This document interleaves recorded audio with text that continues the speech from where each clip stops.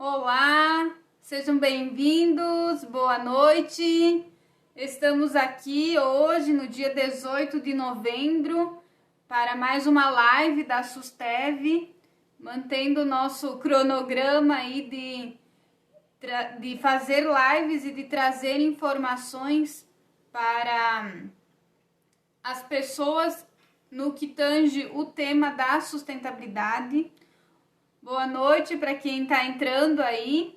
Hoje, especificamente, nós vamos falar sobre a COP26, o que aconteceu, um resumo, principais notícias, principais acordos entre os países que aconteceram nessa conferência entre as partes, com foco para a redução das mudanças climáticas.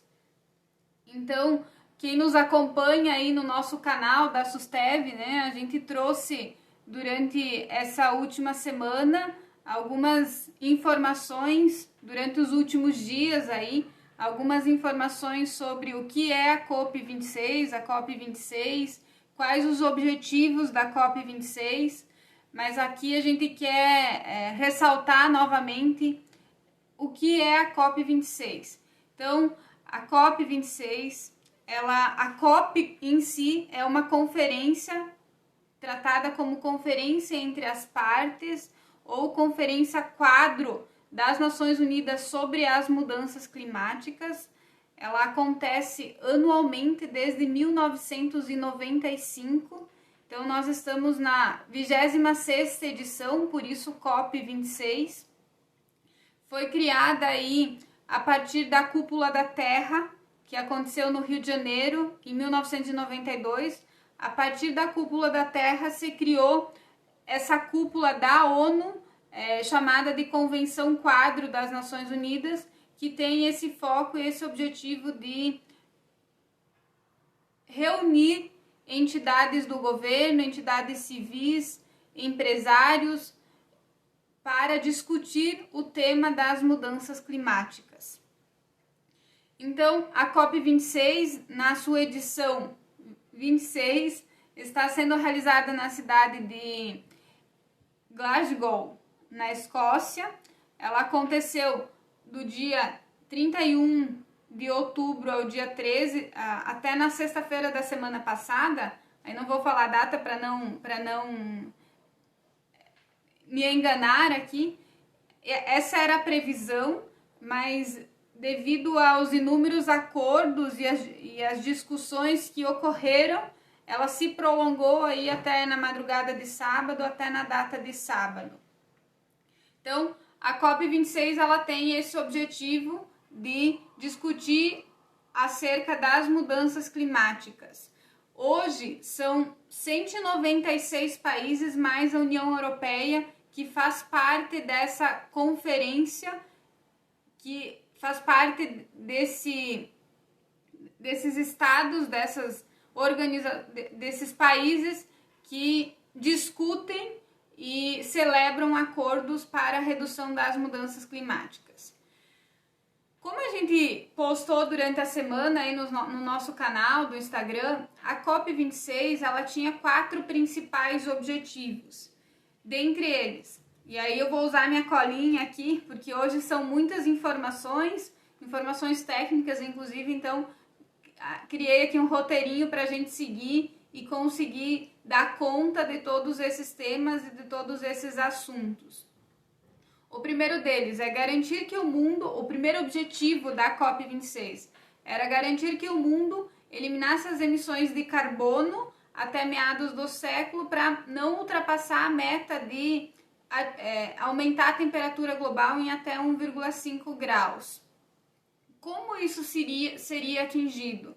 Então, os principais focos para se manter a meta de temperatura global, de aumento da temperatura global em até 1,5 graus, estava em eliminar o uso do carvão, conter o desmatamento, basicamente, né, se discutia isso antes da realização da COP, e criar mecanismos de um mercado de carbono global. Inclusive, a criação do mecanismo do mercado de carbono global era um dos principais objetivos do Brasil. Era o que o Brasil buscava estabelecer na COP26, porque o Brasil tem um potencial gigante de geração de crédito de carbono.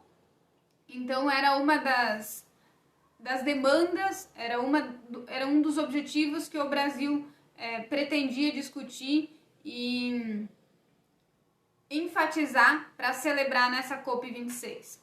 O segundo objetivo é adaptar as comunidades, os habitats, os ecossistemas em relação à mudança climática, às mudanças climáticas que estão acontecendo. Então, criar mecanismos, criar sistemas, construir sistemas que auxiliassem na proteção e na restauração desses ecossistemas, como um sinal de alerta e de preservação da infraestrutura das cidades, das localidades, porque uma das principais preocupações do aumento da temperatura global e de se conter o aumento da temperatura global para um índice de até 1,5 graus é a questão de que muitas cidades ficarão embaixo da água, cidades litorâneas, cidades com uma altitude menor sofrerão esse alagamento. Então esse é um dos fatores. A gente tem outros fatores aí relacionados à questão de saúde pública, né, relacionados à questão de aumento da temperatura mesmo e de que forma o ser humano vai se adaptar a essa nova temperatura em diferentes lugares do mundo. Então esse era o segundo objetivo, discutir formatos para se proteger as comunidades, as pessoas, os habitats e os ecossistemas devido à questão do aumento da temperatura global. O terceiro objetivo a ser discutido na COP26 é a questão de mobilizar finanças. E esse também era um dos objetivos do Brasil, porque o Brasil, como um país subdesenvolvido, assim como inúmeros outros, busca recursos financeiros de países desenvolvidos, de instituições empresariais, para financiar as adaptações às mudanças climáticas. Então, esse era o terceiro objetivo, vamos dizer assim, da COP26. E por fim, e dentro desse mobilizar finanças, existia também se vislumbrava também a questão do financiamento até 2025, de estabelecer uma meta de financiamento para o clima até 2025. E por fim, a questão de estabelecer um trabalho conjunto entre governo, entidades empresariais, sociedade civil, além de finalizar as regras o livro das regras do Acordo de Paris. Então nós tínhamos aí alguns artigos que não estavam finalizados do Acordo de Paris, e muito se falou do artigo 6, que está relacionado à questão do mercado de carbono, de estabelecer um mercado global de carbono, e também em relação a aspectos de transparência dos países em relação às emissões. Então, basicamente, esses eram os 4 objetivos que nós tínhamos antes de se iniciar a COP26, que seriam discutidos por esses países membros, pela União Europeia e por entidades civis, instituições que realizam pesquisas e que trouxeram, não só na COP, mas também durante esse período que antecede a COP. Então, nós tivemos o ano de 2020 que não teve edição da COP devido à pandemia do Covid. Então, nós estávamos aí com um intervalo de 2 anos sem essa conferência, e aí se fez o trabalho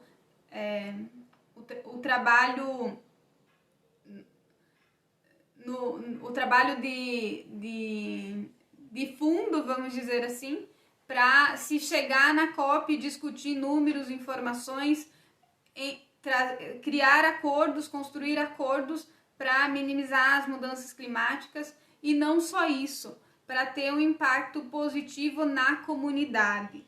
Acho que quando se fala em ESG, quando se fala em sustentabilidade, se fala muito nos 3 pilares, no pilar da governança, no pilar social e no pilar ambiental. Então, apesar da da Conferência das Partes, ser muito voltada aí às mudanças climáticas,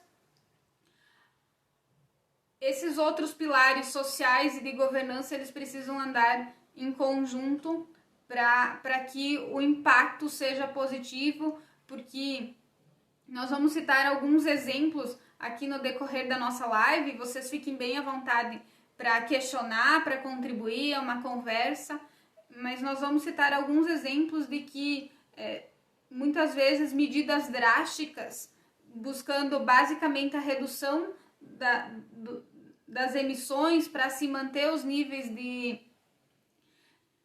emissões, para se manter os níveis de até 1,5 graus no aumento da temperatura, gerariam aí um impacto negativo na vida das pessoas. Então, precisa se entender de forma equilibrada o impacto em cada situação.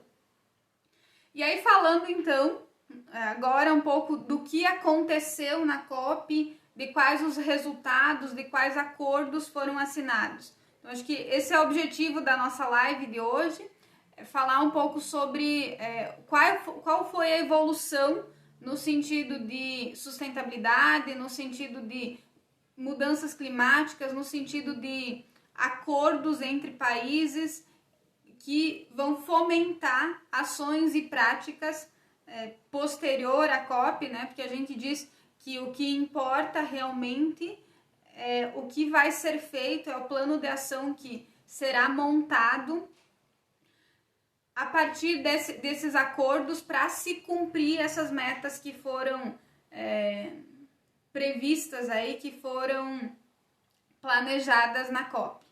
Então, quando a gente fala do primeiro objetivo, que é garantir, que é buscar eliminar as emissões de carbono para manter a temperatura, o aumento da temperatura global em até 1,5 graus, nós tivemos aí vários acordos entre os países buscando essa meta. Inclusive, acordos que em nenhum momento haviam sido discutidos em outras COPs. Então, a gente percebe alguns pontos positivos, alguns acordos bem positivos nesse sentido para se buscar reduzir as emissões e manter o aumento da temperatura em até 1,5 graus.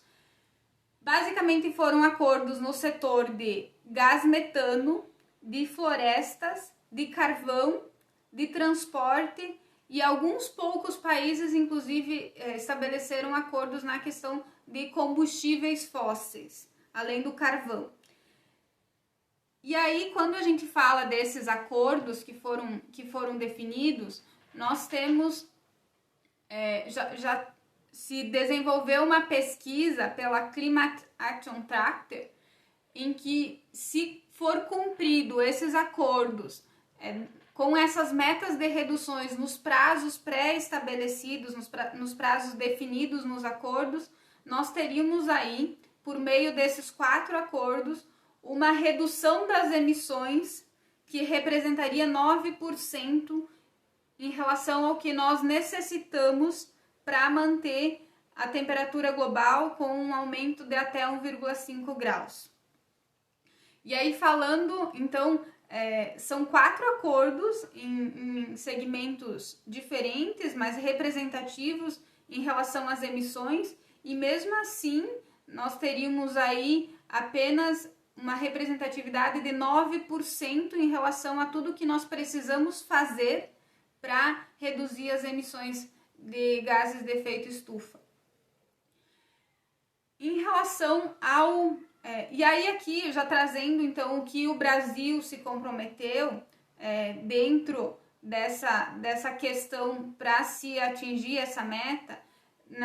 Durante a COP, até antes de ir para a COP, o Brasil se comprometeu em reduzir as suas emissões de gás de efeito estufa em 50% até 2030.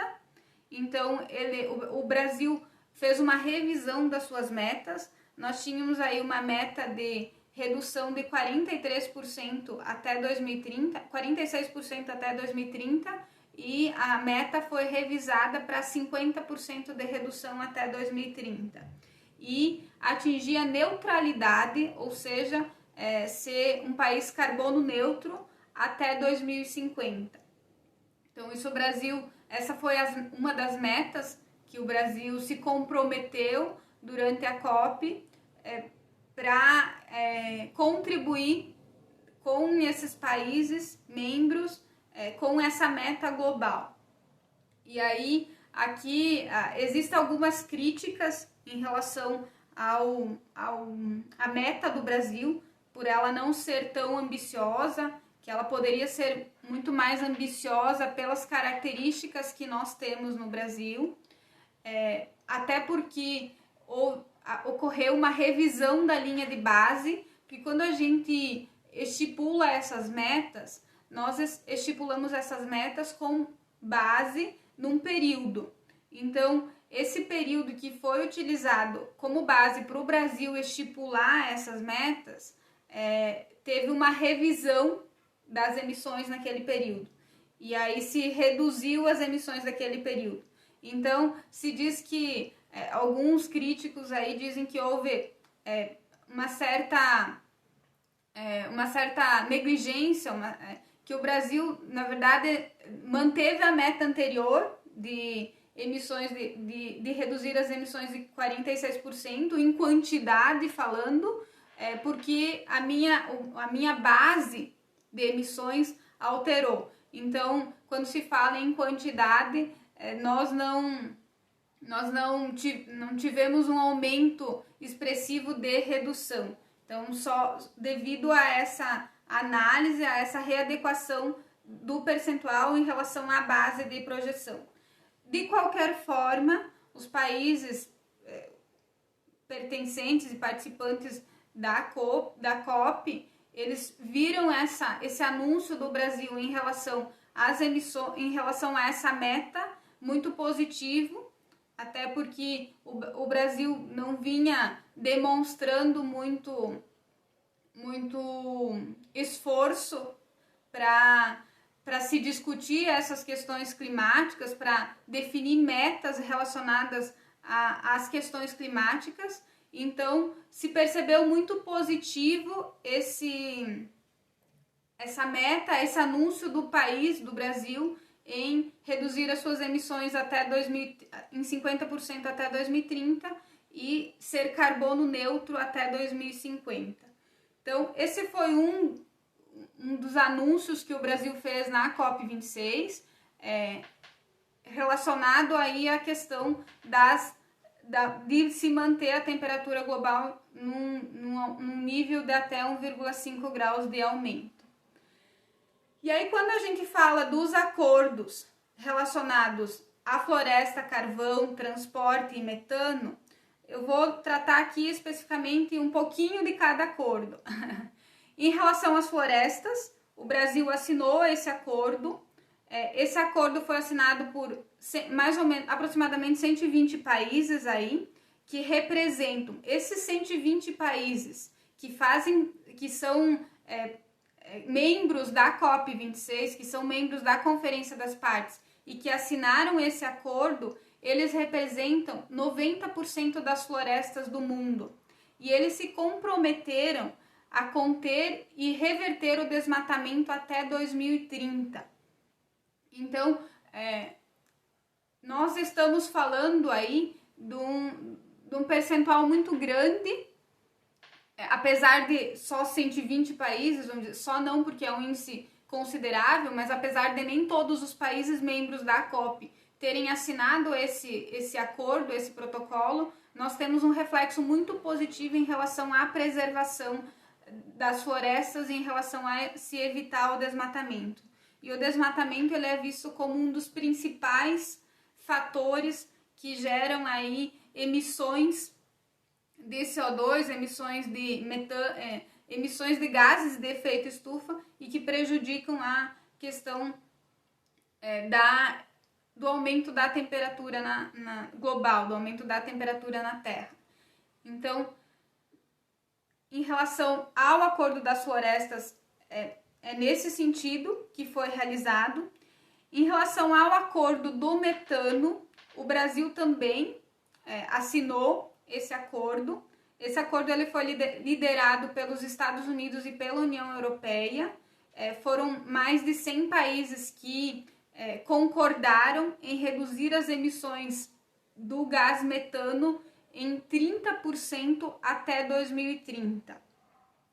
E aí, parece não ser muito, né?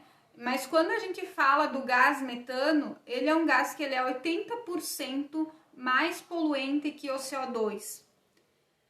Então, quando nós eliminamos 30% dos gases metanos que são emitidos, nós temos aí um impacto muito significativo em relação às mudanças climáticas, por ser um gás muito poluente. E em contrapartida, o gás metano, ele fica por aproximadamente 10 a 12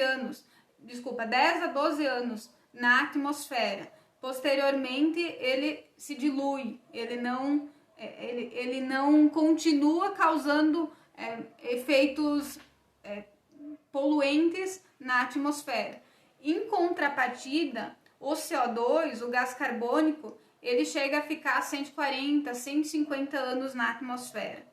Então, nós temos a análise de que o gás metano é um gás muito mais poluente e nós temos também a percepção de que tudo que nós reduzirmos hoje de gás metano, daqui 10 anos, isso já vai se sentir o impacto na atmosfera.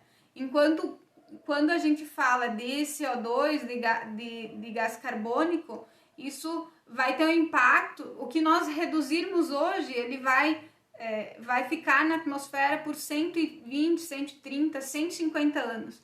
Então, as nossas ações de hoje, elas têm um impacto muito mais a longo prazo quando se fala em CO2 do que quando se fala em CH4, que é o gás metano.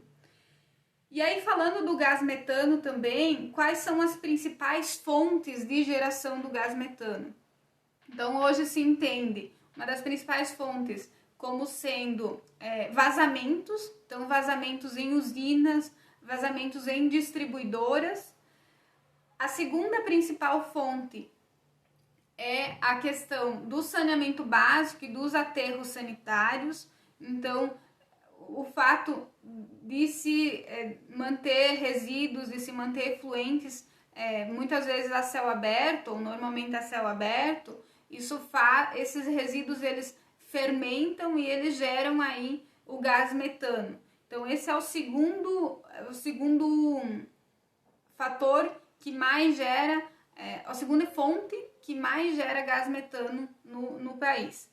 E por fim, a terceira fonte que possui uma influência muito grande na geração de gás metano é a questão da agroindústria, do agronegócio como um todo. E quando a gente fala da agroindústria, do agronegócio como um todo, isso envolve toda a cadeia produtiva do agronegócio. Então, desde o plantio dos grãos, do milho, da soja, aqui a gente tem o arroz como um dos principais produtos geradores de metano pelo seu processo produtivo. Nós temos a produção de suínos, de aves, a produção de bovinos, e a produção de bovinos não só pelos dejetos, mas também pela ruminação do animal. A ruminação do animal ela gera gás metano, e até o processo produtivo na indústria. Então, quando se fala nos resíduos que a agroindústria gera, isso também reflete em geração de gás metano. Então essas são as 3 principais fontes de geração de gás metano. E como isso foi percebido pelas entidades, pelas empresas de combustíveis fósseis, pelas agroindústrias, após o Brasil assinar esse acordo? Muitos veem o lado bem positivo desse acordo, porque isso vai gerar oportunidades de negócios para o Brasil. O Brasil é um dos únicos países que possui tecnologia para a produção de biogás em escala. E o biogás ele tem como componente o metano. Então se vê aí nos próximos 10 anos um incremento considerável nesse mercado de produção de biogás a partir do metano. E a partir da produção do biogás se gera aí o combustível para veículos, ou também se gera energia elétrica como um subproduto. Além disso, o processo de captura do metano, principalmente no que se refere a dejetos suínos, a dejetos de aves e bovinos e também nos efluentes das agroindústrias, eles geram aí o biofertilizante, que a gente chama. Então, nós temos um outro produto, que é um produto orgânico, que é um produto que não tem no seu processo produtivo, ao invés de emitir gases de efeito estufa, ele está capturando metano, e como substituição a fertilizantes químicos, que tem todo o seu processo produtivo aí que vai gerar gases de efeito estufa como consequência.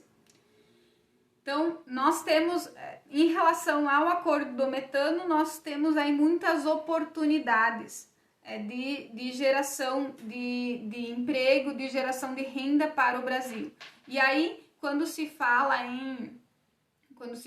na captura do metano, por exemplo, nós temos aí uma correlação com o mercado de crédito de carbono, que também é uma oportunidade, é uma alternativa para as empresas, para os produtores que queiram implantar plantas de biogás, buscar realizar projetos de crédito de carbono que contribuem para que aquela planta possua uma viabilidade financeira, além do impacto social e ambiental. O próximo acordo que nós queremos falar aqui é o acordo do carvão. O acordo do carvão, o Brasil também assinou. Ele é um acordo que foi assinado por mais de 40 países que se comprometeram em eliminar a utilização de carvão, seja para fins de energia elétrica, seja para fins de outros processos produtivos. Inclusive, a União Europeia estabeleceu data para fechar todas as termoelétricas que existem nos países. Então, aqui é um acordo que nunca antes havia sido discutido algo tão importante no sentido desse combustível fóssil, no sentido do carvão. Então, é bem importante, apesar de que no último dia da COP, para que alguns países sinalizassem e assinassem o acordo, assinassem o relatório final da COP, se alterou parte desse acordo em que se estabelecia eliminação do uso de carvão, se substituiu essa eliminação do uso do carvão para redução gradual do carvão como fonte de geração de energia ou como fonte como em qualquer outro processo produtivo que ele está sendo usado. Mas se viu como um ponto bem positivo, porque grandes poluidores, grandes usuários do carvão, como Polônia, Vietnã, Chile, concordaram em assinar o acordo.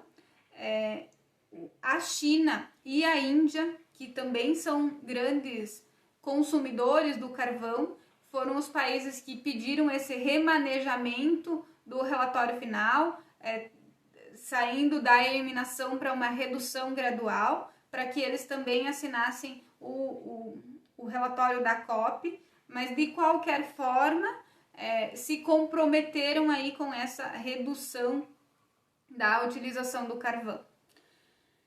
E aí aqui a gente tem vários aspectos que precisam ser considerados também nesse acordo. Quando a gente fala do Brasil, o Brasil possui apenas 10% da sua matriz energética relacionada à utilização do carvão. O Brasil possui uma matriz energética muito limpa. Inclusive, a gente já falou em outros momentos, o Brasil já cumpre aí a meta em relação aos ODS voltadas à energia limpa. E o Brasil também, ele é considerado o segundo país com maior nível de eficiência energética. O que seria esse nível de eficiência energética? Quando se analisa as emissões de energia em relação à quantidade de energia gerada. O Brasil só perde para o país que tem na sua base a energia nuclear como fonte de energia. E aí o Brasil aparece nessa segunda colocação como país que tem melhor nível de utilização energética. Então isso é bem positivo. Além de ter uma matriz energética muito limpa, eu tenho também a questão da eficiência no setor energético.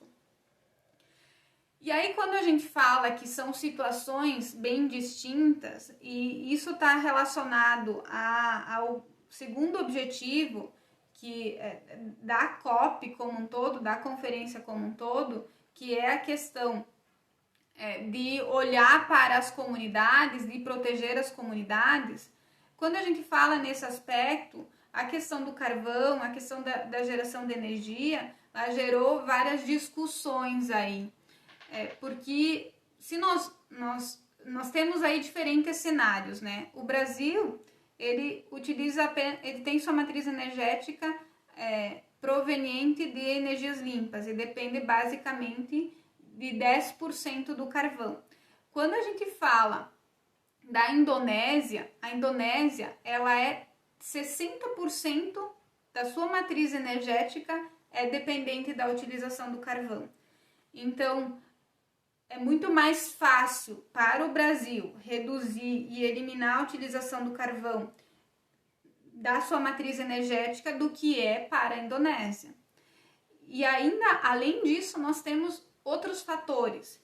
E aqui eu quero trazer alguns indicadores. Desde 2000, 1,2 bilhões de pessoas tiveram acesso à energia elétrica. E desses 1,2 de pessoas que tiveram acesso à energia elétrica, 70% dessa energia gerada é proveniente de fontes fósseis. Então, quando se fala em levar energia elétrica para as pessoas que ainda não têm acesso às fontes fósseis, o carvão, a biomassa, são fontes mais fáceis, são fontes mais acessíveis para se atingir essa população que ainda não tem energia elétrica. E aí nós temos também o indicador do consumo de biomassa. Em 1800, quando a biomassa era a única fonte de energia no mundo, mais de 1 bilhão de pessoas dependiam exclusivamente da biomassa. E em 1800, desculpa, o indicador em 1800, a biomassa era a única fonte de energia. E hoje, a biomassa, mesmo com todas essas fontes alternativas de energia, ela é ainda utilizada para levar energia para mais de 1 bilhão de pessoas. Então, de novo, as fontes fósseis, elas surgem como uma alternativa para levar energia para as pessoas que não têm acesso ainda. E aí entra essa questão muito do aspecto social. e muitos países trouxeram isso. No Brasil, por exemplo, quando se fala de grandes centros urbanos, nós temos facilidade em trazer, por meio de redes elétricas, a energia na casa das pessoas. Mas quando se fala em comunidades isoladas, que eu não tenho acesso por meio da rede, de que forma levar a energia para essas pessoas, para essas comunidades? Isso também foi trazido por outros países. Então a discussão é, primeiro, eu preciso resolver o problema social, que é levar energia para essas pessoas, e depois eu vou, seja por meio de combustíveis fósseis, seja por meio de uma energia mais poluente, e posteriormente eu vou tentar substituir essa matriz energética por uma energia mais limpa. Então são todos esses fatores que precisam ser pesados no momento de se assinar um acordo, no momento de se definir essas metas. E por isso também surgiu essa questão de reduzir gradualmente a utilização do carvão pelos países, buscando alternativas que também tenham impacto social positivo. Acho que em relação ao acordo do carvão é isso. Então nós tivemos também um acordo em relação ao transporte. Esse acordo foi assinado por alguns países e inclusive empresas em que se comprometeram em até 2035 nos principais mercados encerrar a venda de automóveis de motores movidos a combustão de combustíveis fósseis. E até 2040, essas empresas que assinaram um acordo se comprometeram em não vender mais veículos movidos a combustão em todo o mundo. Basicamente foram 13 países que se comprometeram com essa venda de veículos aqui também voltados à venda de veículos pesados. Então, além da venda de carros pequenos, nós tivemos alguns países que se comprometeram em eliminar a venda de carros pesados até 2040. Isso foram 13 países, então nós tivemos aí um nível menor de países que assinaram esse acordo. E aí, em relação a essa questão do transporte, novamente, nós temos alternativas diferentes para suprir essa questão de substituir os carros movidos a combustão. Nós temos alternativas como o próprio biogás, como os carros elétricos, como hidrogênio. Então, nós temos várias alternativas para substituir os carros movidos a combustão. E isso, novamente, depende da característica de cada país. Como o Brasil, por exemplo, é um país que tem uma matriz energética basicamente limpa, que tem uma eficiência energética muito boa, os carros elétricos surgem como uma alternativa. Porém, quando a matriz energética dos países ela é uma matriz energética que é movida a combustível fóssil, de nada vai adiantar eu substituir o carro movido a combustão por um carro elétrico em que o país tem como base uma matriz energética movida a combustão. Então, aqui de novo, são vários fatores que influenciam para realmente mitigar o impacto, a geração de gases de efeito estufa e, consequentemente, mitigar esse impacto causado no meio ambiente. Ainda em relação a esse objetivo, nós tivemos aí mais 2 pontos importantes em que a França, Dinamarca e Costa Rica e Irlanda também assinaram, fizeram uma aliança inédita para definir uma data final de utilização e extração de petróleo e gás. Então, esses 4 países fizeram aí uma aliança e tem como meta não mais extrair petróleo e gás. E além disso também foi realizado um acordo de que será destinado 24 bilhões de dólares para parar o financiamento. Então esse recurso será basicamente utilizado para parar o financiamento de combustíveis fósseis. Isso vai gerar reduções significativas, cortes significativos nas emissões de CO2. E os países têm até a COP 2027, que acontecerá o ano que vem no Egito, para ratificar os seus planos de emissões de efeito estufa. Então, o plano que o Brasil apresentou de reduzir em 50% até 2030 os seus gases e de se tornar carbono neutro até 2050, o Brasil tem até a COP do ano que vem para ratificar, para melhorar essa proposta em relação à redução das emissões. No acordo final, ainda em relação a essas questões climáticas, no acordo final se estabeleceu que os países que não apresentaram o seu compromisso em relação à redução das emissões devem fazê-lo até 2022 e que os países então devem melhorar suas metas de redução das emissões para se atingir a meta de se manter em até 1,5 graus o aumento da temperatura do mundo.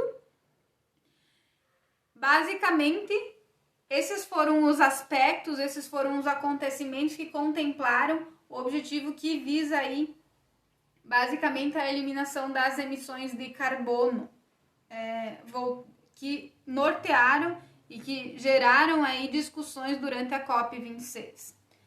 Quando nós falamos do segundo objetivo, que era a questão de adaptar e proteger as comunidades, os ecossistemas, isso estava muito relacionado aos aspectos, aos acordos que foram assinados e que foram comentados anteriormente.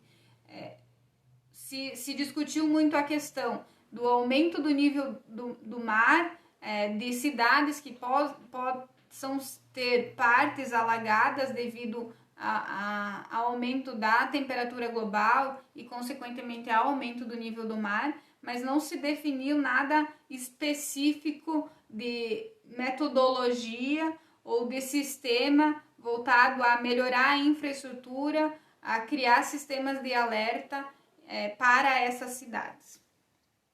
Em relação ao terceiro objetivo, que é mobilizar finanças ou buscar apoio aí de instituições financeiras e dos países desenvolvidos para financiar as adaptações climáticas até 2025, nós tivemos a discussão em relação ao financiamento, a destinação dos recursos que já havia sido prometida na COP25, em que os países desenvolvidos eles haviam se comprometido em destinar 100 bilhões de reais por ano para os países em desenvolvimento atuarem na mitigação, na adaptação em relação às mudanças climáticas.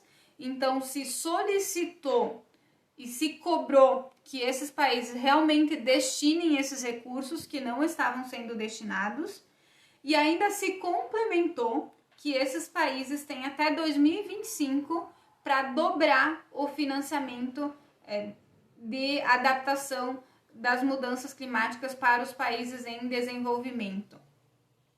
E aí se traz aqui um dado bem interessante. Hoje, apenas 1/4 dos recursos são utilizados para financiar as adaptações climáticas. A maior parte dos recursos é destinada para mitigar os efeitos da crise do clima, ou seja, para combater queimadas, para destinar recursos para áreas alagadas. Então, nós não estamos resolvendo o problema, nós estamos apagando incêndio, vamos dizer assim.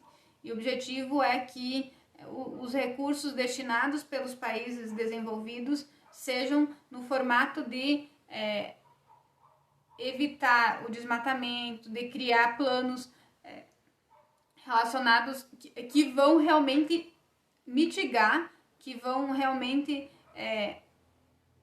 mudar a matriz energética do país, que vão realmente ter um impacto positivo em relação às adaptações climáticas. Além desses recursos públicos, vamos dizer assim, dos países, nós tivemos aí o apoio das instituições financeiras, das entidades empresariais. Nós tivemos são cerca de 500 empresas de serviços financeiros globais que concordaram em levantar 130 trilhões de reais, ou seja, cerca de 40% dos ativos financeiros mundiais, para alcançar as metas estabelecidas no Acordo de Paris. Ou seja, não só destinar recursos, mas também investir em empresas que têm esse olhar, que têm investir em projetos sustentáveis, em projetos que tenham esse olhar para as questões climáticas, que busquem minimizar o impacto das emissões, ou reduzir as emissões e minimizar as mudanças climáticas e o aumento da temperatura. Além disso, os principais bancos também se comprometeram em cortar recursos para empresas que atuam no âmbito de combustíveis fósseis ou também em setores que têm um alto teor de carbono. Então, nós tivemos aí essa participação das entidades empresariais, das instituições financeiras, em prol do financiamento de projetos relacionados às adaptações climáticas. No Brasil, a partir do ano que vem, isso é bem interessante, no Brasil, a partir do ano que vem, as instituições financeiras, elas serão obrigadas a declarar a sua responsabilidade social, criar a sua política de responsabilidade social. E dentro dessa política de responsabilidade social, as instituições financeiras vão precisar ter um indicador em relação aos investimentos, ao financiamento de empresas, de projetos que tenham como base o combustível fóssil, como atividade a geração de combustíveis fósseis, ou que tenham aí um alto teor de emissão de carbono.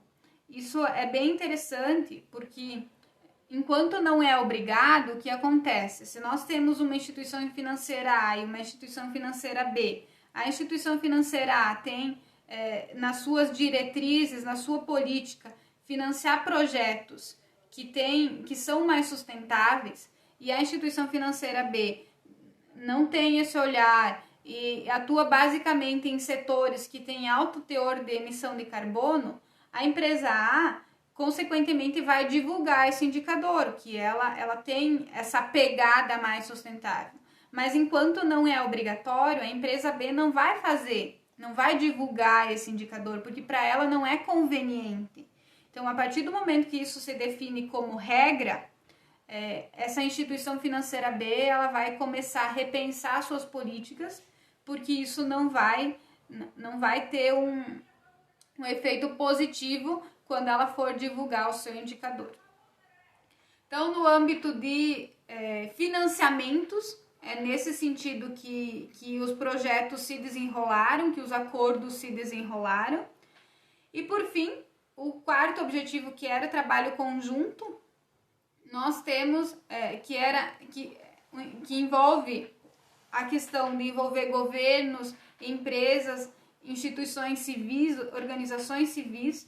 Nós tivemos aí o maior envolvimento de empresas, de pessoas em todas as COP já realizadas.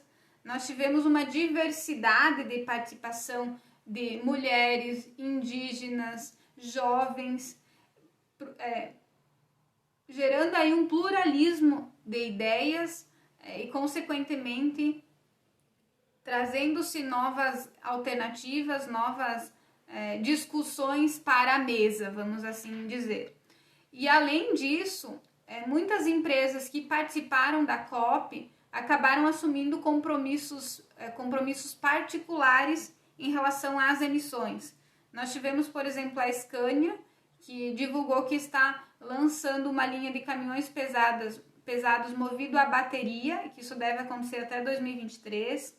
Nós tivemos a JBS, que divulgou uma parceria com a DSM, em que foi desenvolvido um suplemento nutricional pela DSM, e esse suplemento nutricional, ele promete reduzir em 90% as emissões entéricas de metano dos bovinos, que é as emissões geradas pela ruminação dos bovinos. Então, eu trago aqui esses dois exemplos, mas tiveram inúmeras outras empresas. A Malve também assumiu assumiu um compromisso na COP. Então, muitas empresas participaram ativamente e demonstraram o seu interesse em participar dessa mudança em prol da melhoria, dessa revolução em prol das mudanças climáticas. Ainda em relação a esse objetivo, que tinha como meta finalizar o livro de regras de Paris para torná-lo operacional, e aí tinha um dos principais interesses do Brasil, que era definir o artigo 6, que é em relação ao mercado global de carbono, ao mercado mundial de carbono. Nós tivemos resultados positivos.